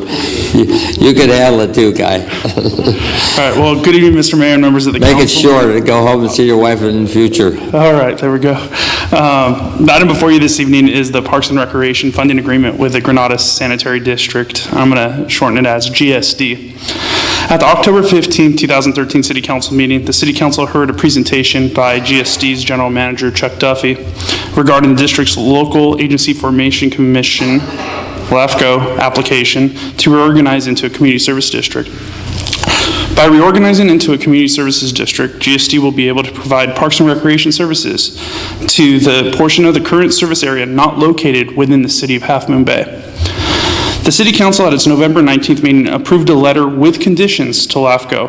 One of those conditions was to establish a pass-through funding agreement between the district and the City of Half Moon Bay that would ensure a proportional share of property tax currently allocated to GSD for parcels within Half Moon Bay. There are 743 total parcels in the overlap area. So basically those parcels in the overlap area, the assessed value of those parcels will be pitted against the total assessed value of the Granada Sanitary District. Currently, the assessed value of the overlap area is 18.2% of the total assessed value for the entire sanitary district. At the January 15th LAFCO hearing, Commission members approved Granada Sanitary District's application to reorganize into a community service district to provide parks and recreation. And the one condition that they need to meet for final approval and recording of the Commission's approval is this agreement that's before you this evening.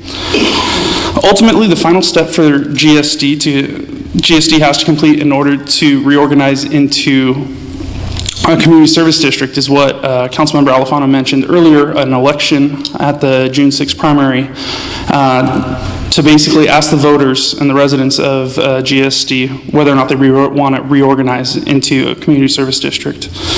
Attached to the staff report is the proposed funding pass-through agreement that is based on the total percentage of county assessed value in the overlap area, which currently, like I said, it was 18.2%. Therefore, whatever GSD budgets annually for parks and recreation, they don't have a set value of what they're going to budget, but it can change on an annual basis. So we'll get 18.2% of the pie, and that's what's projected for this current fiscal year. So annually, it'll be reallocated depending on what type of new development or the selling of properties, reassess values, and our number of 18.2% could increase or it could decrease compared to the whole pie of the Granada Sanitary District. Another noteworthy item that's within the agreement is that currently there is nothing official in writing with the Granada Sanitary District and the overlap area to speak or to have in writing that we provide garbage service currently for that overlap area. So this agreement in itself, it states that the City of Half Moon Bay provides parks and recreation and trash services for that overlap area. So this is kind of the first time that we have it in writing. So that's the other noteworthy item. So this concludes my presentation. I'd be happy to answer any questions. The total amount that's projected is about $37,000. That's that 18.2% of the total assessed value that would be passed through to the City of Half Moon Bay. Thank you. Thank you, Alex, for that presentation. I didn't mean to make light of this very serious situation, and I'm glad we're going to be able to clarify our franchise with our carrier here in the City of Half Moon Bay to make sure it's in writing, so I appreciate that. So does anyone have any questions of Alex at this time? And I think one of the things, with the attorneys here, we as a city will not take a position on the June ballot issue. We as individuals could possibly, I guess, even if you don't live in the district. That's right. It's best probably to stay out of it. That's right, and I Thank suppose you. there's nothing that would prevent the city council from taking an official position on the proposal as well. Except common sense. Yeah, we'll just move forward with this letter. Probably no legal restriction on your doing so. But that's right. Thank you. All right, any motion or comment? Comment and a question for Councilmember Alifano. So my understanding is that if this is not approved, then this item does not go to the ballot. Is that correct? Thank you. And then I would like to understand, Alan, your specific rationale for being the low man on the vote when this came before LAFCO. Well, as I mentioned in the December meeting, I didn't see enough information to make me feel comfortable, and I felt by trying to push for the June ballot, it was just going too quickly. So I voted against it, 6-1. And I have to tell you, obviously the other LAFCO members see this as a positive step to put Parks and Rec control down at a local level, and I'm fine with that. I do feel there's been a lack of specificity in okay, what are you going to accomplish? Are you going to go buy a piece of property? Are you going to put slides, a seesaw? What are you going to do? And I still haven't seen that kind of detail. But the bottom line is they've really fulfilled all the conditions LAFCO has given them, including get an agreement with the city, the Farm Bureau, the soil resources, a whole bunch of them. Johnny wants some water. A couple of the members talked about pushing it off to the November ballot Because what we really want to see happen is see if we can't get Granada and Montera to consolidate and eliminate one agency. So to that end, I suggested that we create a subcommittee at LAVCO, probably myself and Don Horsley, to meet with two of their members, Montera, Granada, periodically and find out what it's going to take to make that happen. I'm not saying it's going to be an easy thing, but I'd like to sit there face to face and find out what their issues would be. So understanding all of that, the commission still felt it was okay to let them go to the June ballot, assuming that all the conditions are fulfilled, including our condition. Even if we approve our condition, they still have to get voter approval, which nobody can guarantee that. And in the meantime, assuming we approve this, they get voter approval, the LAVCO subcommittee is going to continue to press for the consolidation, and our goal is to bring the two agencies back in front of LAVCO, probably either quarterly or semi-annually, and talk about the progress. So I can't make any guarantees, but I think Don and I are looking forward to holding their feet to the fire. So when Mr. Duffy was here presenting to us about the community, the Parks and Rec District, doing a Park and Rec District, he was very specifically unspecific about what that entailed, and it was weird. And it was sort of like, well, we got to get it set up first, and then you'll see what it is. And I even passed it on to some folks on the sewer authority that said, yeah, it was really odd, that he couldn't articulate, an ambition or an idea or a goal. And I was really confused by that. Did it? I mean, Ellen, you've talked to them more. Did they get anywhere with that, or where are they standing on that? And now, by the way, you seem to be representing them. Part of the issue is because they're not a community service district yet, they're still a sewer and sanitary agency. They say they're having a hard time discussing Parks and Rec because they're not there yet. And I do have to believe that if in fact it gets approved, the voters approve it, and it's blessed, I do think they'll then sit down and have a section on their agenda to talk Parks and Rec. What do they want to acquire? How much are they willing to spend? What do they want to accomplish? Do they want a volleyball court? Do they want softball? And I think the other missing part is we need to get the county nailed down of how is the county going to interact. Are they going to give any kind of funding to Granada? That hasn't been finalized yet. But at the end of the day, and the reason I voted to go along with this, is I do think they will make progress. I do think their intentions are good. And I think we've all talked about this. The more broad the district is, as opposed to just sewer and sanitary, if they add Parks and Rec, I think it'll bring more people out of the woodwork to want to be part of this district, to be on the board, and to maybe make some things happen. There's lots of kids, lots of family with kids there. I think it'll be a good thing for them. Even better if we can consolidate the two districts north of us and begin to eliminate some of the agencies on the coast.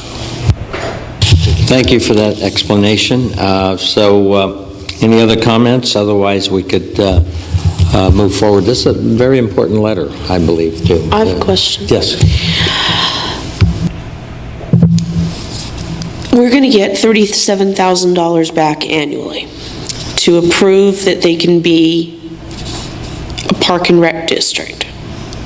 No, we're not approving it can be a Park and Rec district. They'll go do their own thing, but we get $37,000 back because for some reason they've been taking our funds. Okay. So where I landed, if you care to know, is let's give it to the voters and let them vote. Yep. So I move to approve a park and recreation funding agreement with Granada Sanitary District. Okay, I'll say second. That was kind of like a Miller Lite commercial. It was a second light here. So roll call vote, please. Yes. Yes. Okay, yes. Yes. Yes, those two females are a pretty light vote there on that one. Strike it from the record. Anyway, we move on to the next item, and I did some research quickly on this animal control world, and I understand that the state of Michigan for many, many years had dog catchers, so I'm trying to figure out if Councilmember Qualcheck could kind of be like honorary animal control guy from the council. Give me a net. So we'll let staff make a brief presentation on this, and I did get a call today from Mayor Lee? No, I'm sorry. No, Lee from Milbrae. From Milbrae. Yeah. Regarding a little bit of this, and then Council of Cities. Okay. Yeah. I think ABAG. Sorry about that. It's off the agenda item here. Sorry. Okay, go for it, my friend. All right. Good evening, Mr. Mayor and members of the council. The item before you this evening is a proposed draft letter to the San Mateo County is a letter regarding the San Mateo County Animal Control Services Contract Conditions Letter. The city currently contracts with the county for animal control services, and the county then contracts with the Peninsula Humane Society, PHS, for animal control services. For the 2013-2014 fiscal year, the city will pay $163,000 for animal control services. The animal control services contract is set to expire in June of 2015. In anticipation of the contract expiration, the county is gearing up to begin the process of negotiating a new animal control services contract. Council members heard a presentation from County Animal Control Manager Pam Machado at the Council of Cities meeting on November 22nd, which highlighted suggested negotiation points.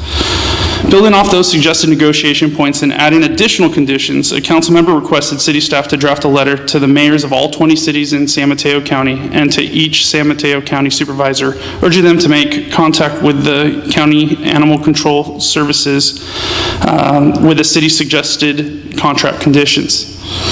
Just as a note, the letter has since been revised from the original draft staff report letter that was in your agenda packet this evening due to additional input from a council member. Please see the revised letter in front of you guys this evening. The conditions requested in the letter are as follows. Acquire and compare multiple proposals for providing animal control services in San Mateo County. Require accountability through performance measures that the contractor will report back semi-annually to counties and cities. Conduct an annual financial audit performed by a neutral third-party auditing firm. Require city and county representation on animal control contractors' board of directors. There's currently none. Require a contract termination clause whereby a city may terminate its animal control services contract upon providing notice of termination 90 days in advance. Limit the initial term of the contract to 5 years. Establish transparent monthly statistical reporting, and require animal licensing revenue be placed in collection buckets for each individual city to benefit from licensing compliance within its own jurisdiction. This concludes my presentation. I'd be happy to answer any questions. Thank you for that, and thanks, Rick, for handling this. And I just this evening gave Rick, Councilmember Qualcheck, a comment by Bernie's Mountain Dog officially has her license to run around town now, but it's taken 8 months to get it clarified. And my wife worked very hard with that organization to get 8 months for Miss Clara to be able to be officially a legal resident of Half Moon Bay. And when she talked to the folks in Texas a number of times, they represent 55 municipalities in this process for bill collecting. So it was kind of fascinating. And my wife was kind of confused on the dog's sex was an S, and she couldn't figure out what the hell an S was, but that's Spade. So thank you for that, well, both of you. Mayor Mueller, I just wanted to thank you for being part of the 16% of residents here in Half Moon Bay that are licensing their dogs here in the city. Thank you. So we can bring her in City Hall now? We're doing better than San Mateo County average of 10%, so. Or get a plaque like Andrini. So if I can add on to the fine staff report. So I did make some changes, and I was actually happy to see Lee Violet here tonight, because it was our work, the very handsome Lee Violet, as I was our work with Lee Violet for law enforcement that sort of triggered my intent behind drafting this letter, which was he actively sought out good options. He actively led a process through with our city leadership to do proposals and then negotiate. Ended up being an excellent situation for the city of Half Moon Bay for law enforcement. So I was sort of inspired by that. And the other thing that triggered this was, I think everybody was present in Atherton. I think we're all there. The reaction, so the presentation about animal control, the reaction was like, yeah, we got to do something. Everybody, not just us five, but the impression across the room of all the represented cities was, we should do something. And then I thought, well, if we walk away, I was like, yeah, we should. And then, I think that's us, right? So, and so I sort of triggered this. And you'll recognize all but one of these bullet points because there was a slide presentation, and the presentation came across a little bit like this. Gosh, well, maybe these are some things we might possibly consider maybe. And I sort of took that as like, no, any agreement we sign should have all of these absolutely.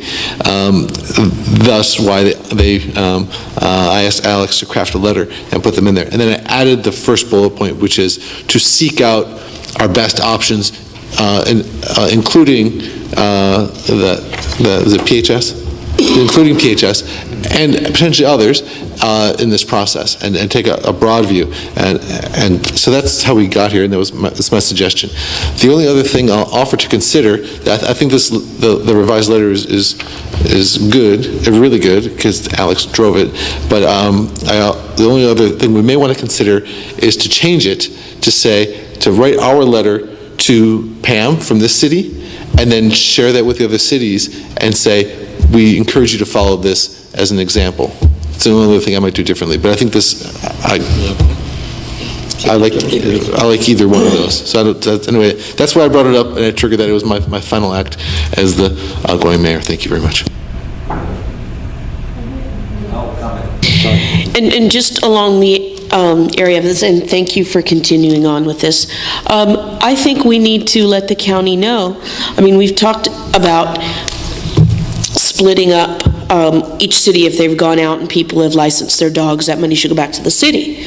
Well, what's interesting there, that took 8 months for a resident to get their dog licensed. So the company who's doing that either has a big problem, and we need to let the county know. It's, again, I think part and parcel with some of this, not that you have to add it to this letter, but maybe we can have something come back and let them know that if we're going to have people license their dogs, they want to do it, you send a check, but it takes 8 months to do it, then why do it? And why have we outsourced a company to do it in another state? And maybe the county could be doing that better themselves. So again, another thing, should the county really be doing all of this themselves? Just a comment, thank you.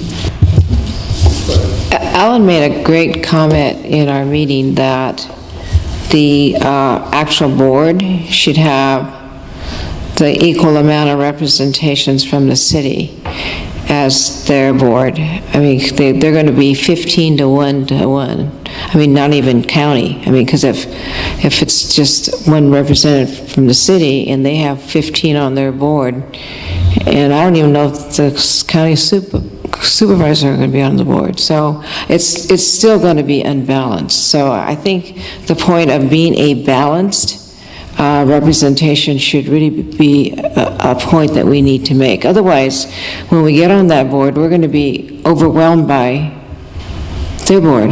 We're not going to get much say. So I think that's a great point. So in fact, It says we need to get one, and and we don't have any. I don't even know how many are on their board. I know they have a big board. It actually refers to PHS, and I think it should not refer to PHS. I think it should say equal representation by the cities on the governing board of the organization that manages animal control. I'm not making any presumptions. It's PHS. There's some entity that's going to manage animal control, and they're going to have a board, and that entity should have representation from the city.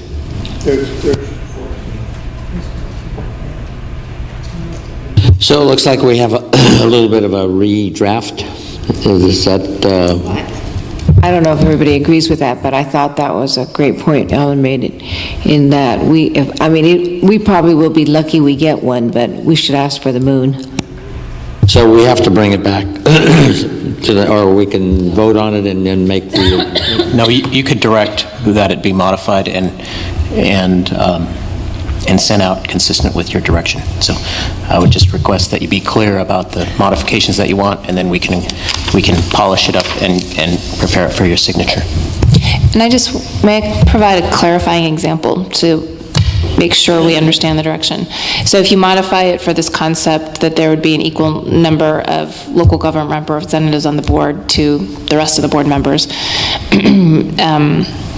let's pretend we're talking about Sunrisus, the local nonprofit here, and let's pretend the city was contributing funds or something.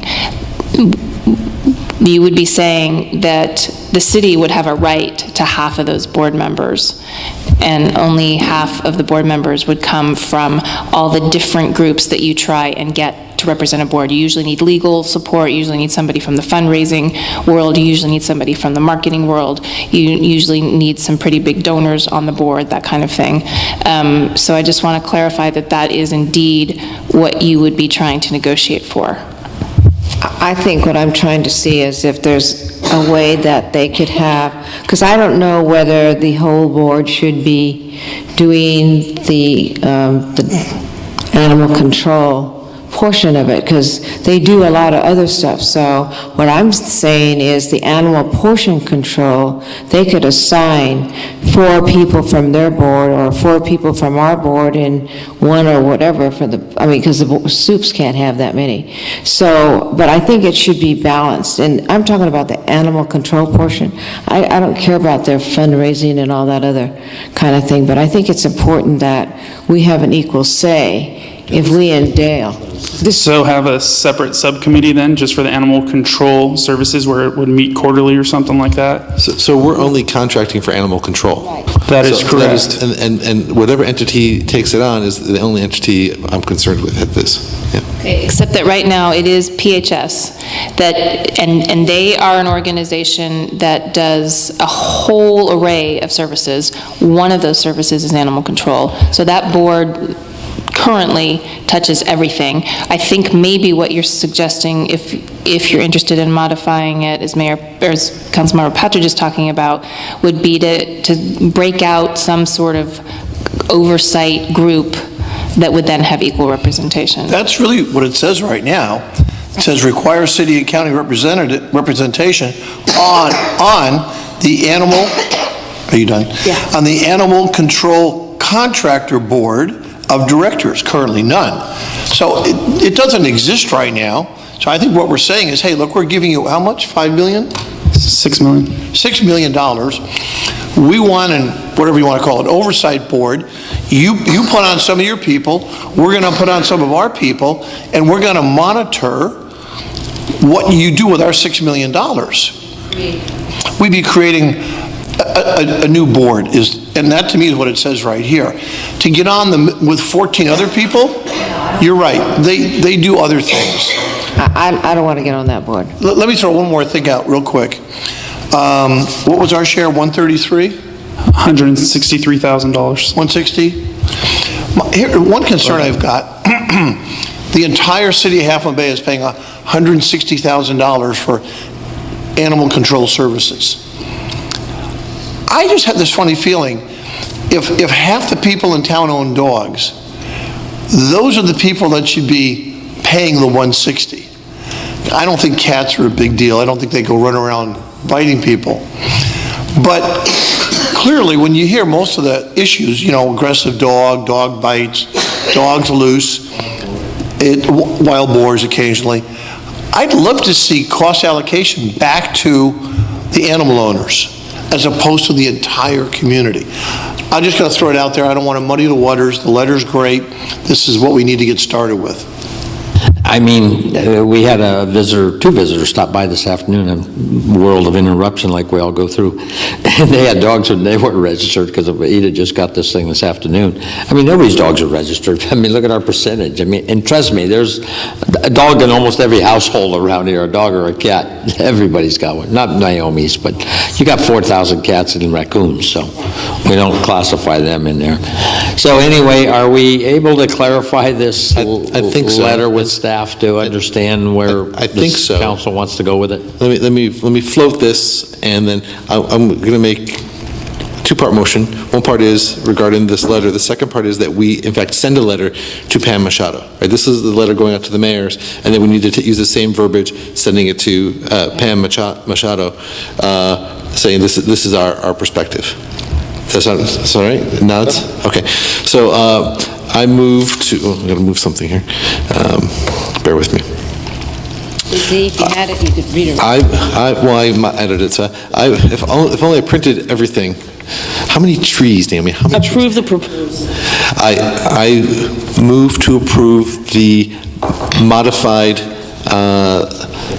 letter to fellow mayors of the 20 San Mateo County cities with modifications as discussed tonight, and including the addendum, and with the following change to bullet point 1, 2, 3, 4, which will state require equal city and county representation on the board of directors for animal control services. Second. Any further discussion? If not,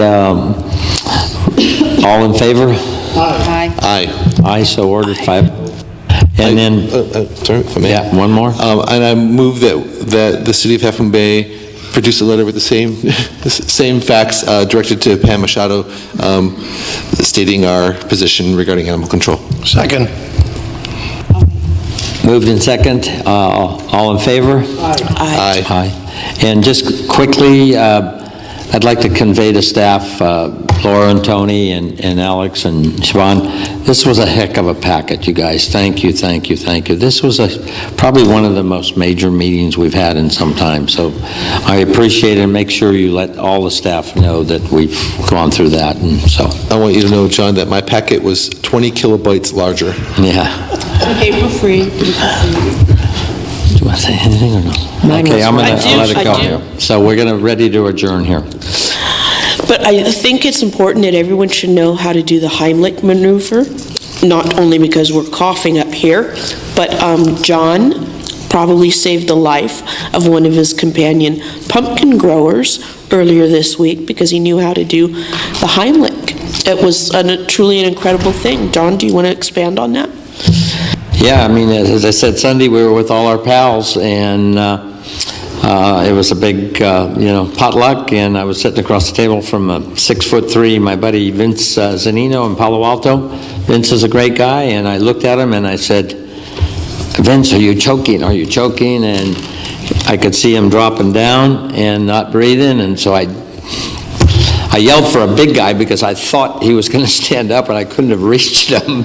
And he stayed in the chair, thank God, and I just spontaneously jumped in and pop 3 times, and he upchucked, and my man Vince is still alive to grow a big pumpkin next year.